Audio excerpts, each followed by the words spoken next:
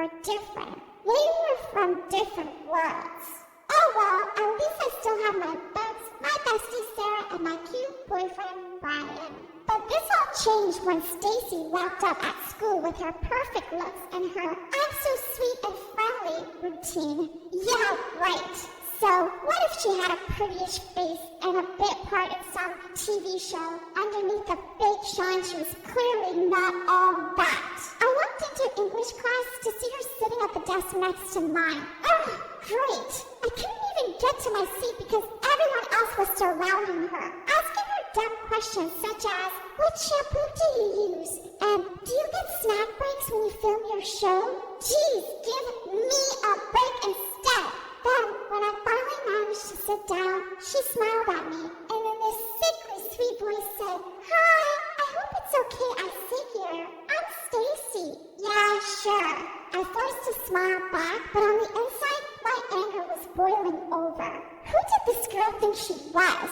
So what if she was beautiful? I bet she only cared about her looks and never bothered studying. Yeah, everyone else would soon realize what a failure she was.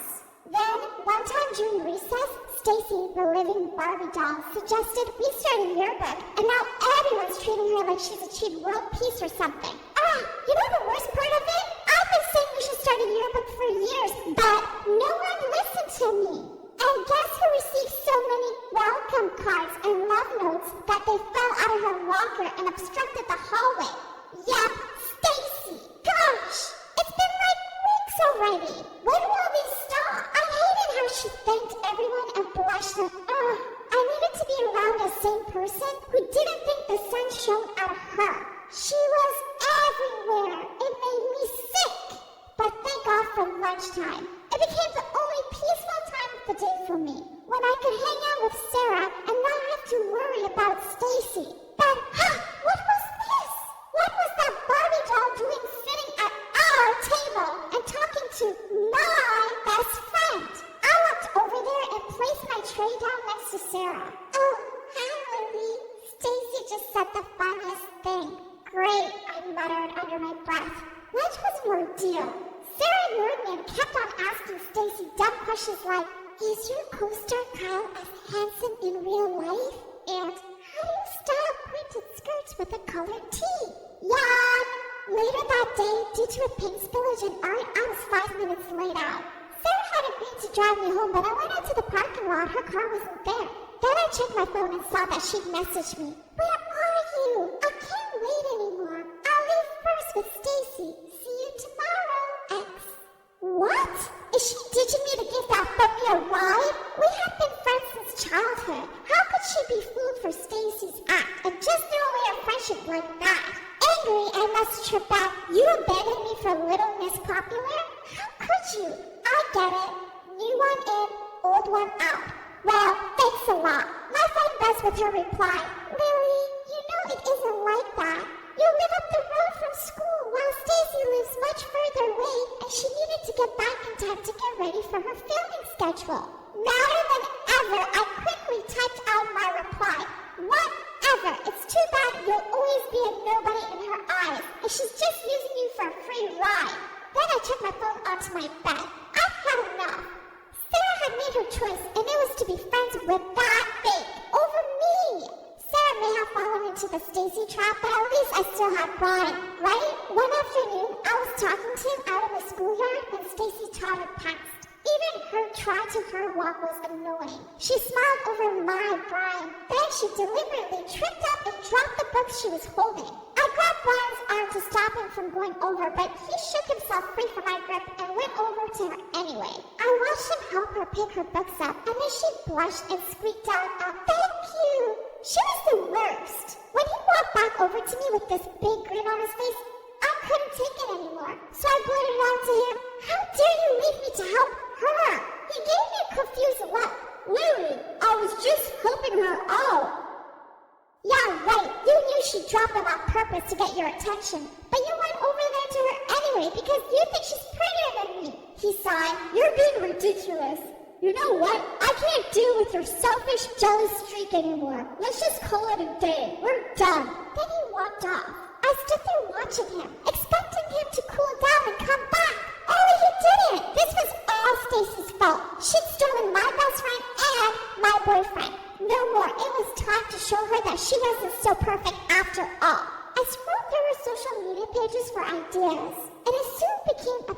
that she lures boys with tone apps who ride motorbikes. How predictable. I discovered this website where I could hire a boy to play with her heart, then ditch her.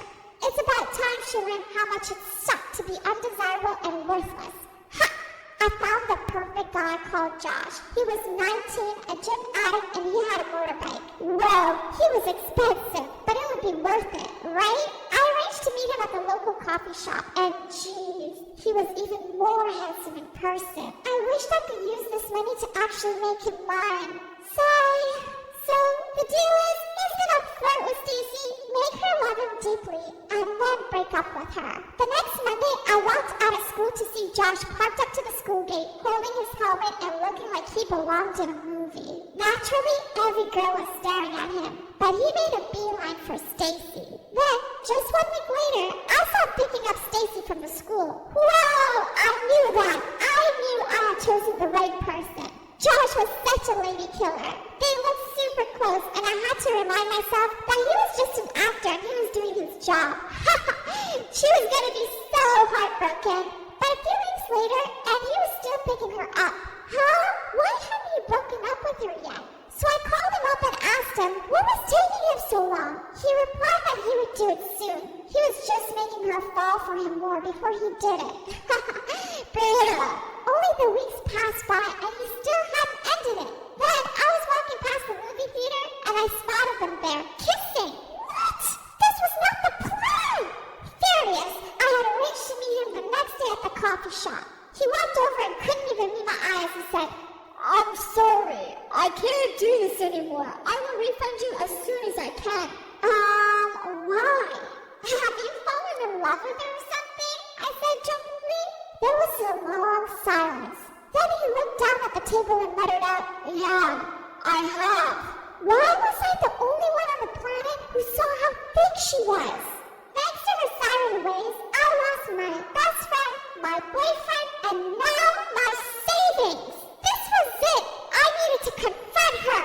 The next day at school, I tried finding her, but she was nowhere to be found. Then, as I passed through the school garden, I saw her sitting there. Gotcha! It's time to tell her exactly what I thought of her. I stormed over to her and opened my mouth to speak, but why was she crying? When she saw me, she managed to smile and said, Oh, hi, Lily. Is there a chance you could help me? I stared at her with disbelief. Did she think I was under her spell and would do her bidding? But then I saw what she was crying about. In her hands was her English essay with a big F on it. So I replied, why me? You're so smart. You answer all the questions in class correctly. I don't want to be judged on my bad grades. That's why I left my last school. The other kids call me a brainless beauty. I moved here for a fresh start, and now I'm still failing. Okay, so in that moment, I realized that there were things I was good at. My grades were good, and I was pretty great at remembering facts. I've just been so blinded by jealousy that I lost focus on these things and only saw what I didn't have. None of this was Stacy's fault. She never actually done anything bad to me. I made it all up in my head because I was jealous of her. So I sat down next to her and said, No one's gonna call you that because I'll help you study. You will? She gave me a hopeful smile and I nodded. Thank you so much. She flung her arms around me. So that's how Stacy went from being my enemy to my friend. She's actually a really sweet and kind-hearted girl. No wonder why everyone admired her so much. And I was wrong to judge her on her appearance and not give her a fair chance. She's still with Josh and she doesn't know that I hired him to break her heart. But hey, she now has a hunky boyfriend who adores her, so that could be considered compensation, right? Brian and I are still over, but thinking about it, maybe this was for the best. I know I overreacted, but he gave me up so easily. And well, I want to find a guy who won't do that. As for Sarah, I went around to her house with a bag full of her favorite candy, and I apologized for being a jealous jerk. Luckily for me, she forgave me. Now, Sarah, Stacy, and I have become good friends.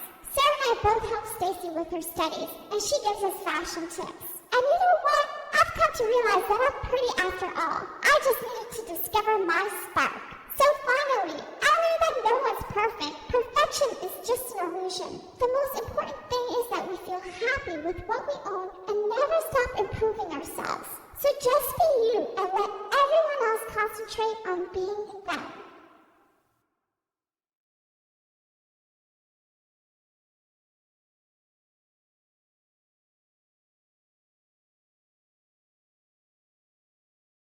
Hey, I'm Vera, and I'm a college student. I live with my two friends, Ren and Dina. I've been friends with Ren since middle school and Dina since high school. So when we all talked about college, it just made sense to go to the same one and join the house together. One evening, I gave up on studying as my eyes had gone blurry. So I went downstairs where Ren and Dina were watching Love is Blind. I quickly squeezed myself in between them. But the problem was, we only had one small couch, and my bed's not the smallest. Dina whined that my arm was digging into her ribs, and Ren moaned that she was too squished up. Sick of her whining, I tried to move. Only, I couldn't. I was stuck. After a moment of silence, Dina started to laugh. Soon, we were all in fits of laughter. I guess it was pretty funny.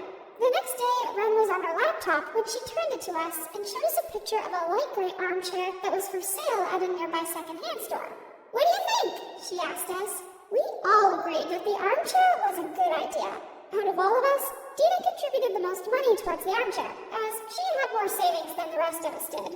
One evening, we were sitting down eating popcorn and watching horror movies. I'm a natural-born fidgeter, and I'm also a wuss when it comes to scary films, so the others made me sit on the armchair.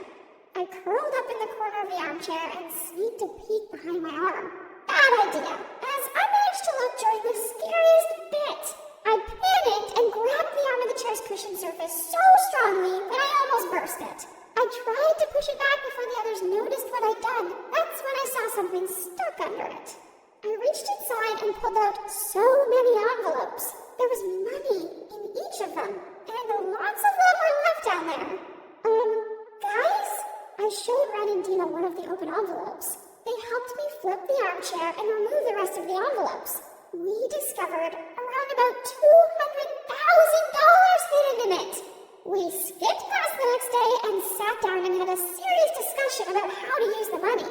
Ren and Dina were both demanding 60% of the money each. Ren said she deserved more as she'd found the armchair online, while Dina argued that she deserved more as she'd contributed the most towards it. But hello! I was the one who discovered the money.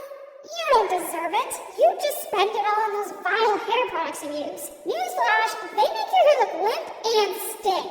Dina shouted at me. Her words hurt, so I snapped back at her that she was a terrible flirt, and all the boys thought she was weird. Dina looked so mad that at one point, I actually thought she was going to lunge at me. Ren tried to calm us down, which only made Dina aim her anger at her. Quit being Little Miss Perfect all the time. No one buys your act. Well, these boys actually like me and don't think I have fat arms, she snarled back. This comment caused me to snort, which made Dina glare straight at me. It's better than having a fat butt. Our insulting match went on for a while, and it got personal. In the end, we were all emotionally drained and feeling pretty rubbish about ourselves. Their words hurt. They were meant to be my two best friends in the whole world. Crying, we apologized to each other and hugged it out. Our friendship was too important to let some mystery money get in the way, so we decided to return the money to where we bought it. We went back to the secondhand store and asked the woman where the armchair had come from, as we'd found something important in it. The rude woman refused to pass on any details to us. Wondering what to do next, I picked up an envelope and looked inside. That's when I noticed the address written on a small piece of paper in the envelope. We drove there, but on the way, Ren received a phone call. It was a woman called Clara who claimed to be the one who'd sold the armchair to the secondhand store. Apparently, the store woman had rung her up saying there was a problem with it and had passed on Ren's number, as it was on the store's buying records. We told Clara the address we were going to and said she could meet us there. When we arrived, another car pulled up behind us. It was Clara, who said she had no idea who lived at this house. We explained to her how we'd found something in the armchair, but we needed to talk to the person at this address about it too. We walked up to the door. A middle-aged woman opened the door for us, and she looked so shocked to see Clara. When I showed the woman the envelope and asked our questions, she burst into tears and told us everything. Turns out, the woman had an affair with Clara's father, and they even had a child together. For 20 years, he sent her money, but she always sent it back to him. It was only until a few months ago that the money stopped.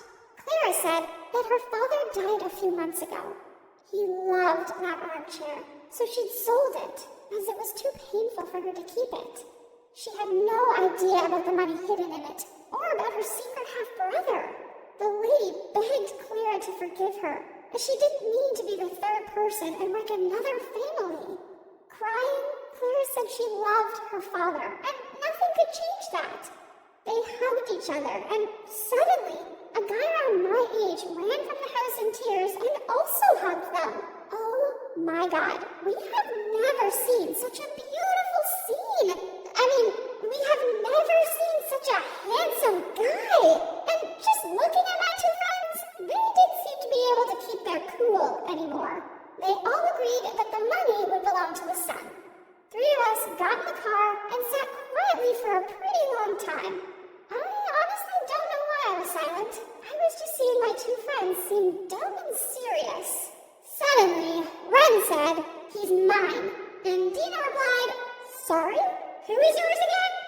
I drove back as Dina turned in the passenger seat so she could squabble it out with Ren, who was on the back seat.